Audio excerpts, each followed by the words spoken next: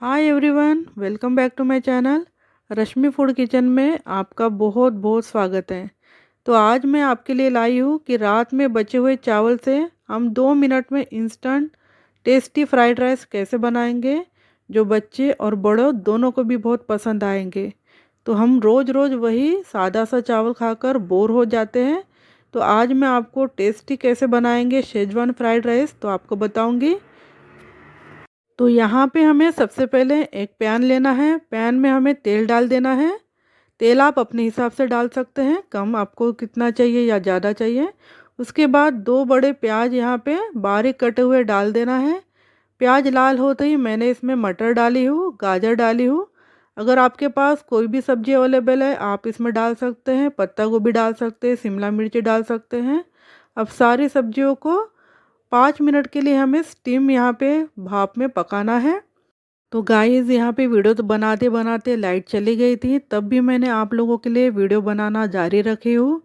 तो यहाँ पे चावल डालने के बाद हमें यहाँ पे डार्क सोया सॉस डालना है। यहाँ पे सोया सॉस का कलर भी बहुत ही अच्छा लगता है।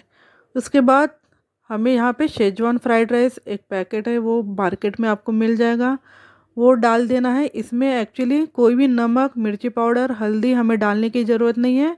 बस ये पैकेट डाल दिया कि सब कुछ यहाँ पे इजी हो जाता है। तो यहाँ पे हमने शेजवान फ्राइड राइस पूरा एक पैकेट मैंने यहाँ डाल दी हूँ, और 1 चम्मच यहाँ पे मैंने यहाँ पे टोमेटो सॉस डाली हूँ।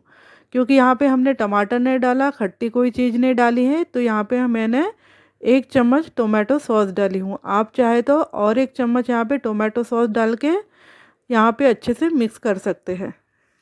तो चलिए, यहाँ पे हमारा instant Schezwan fried rice ready हो चुका है।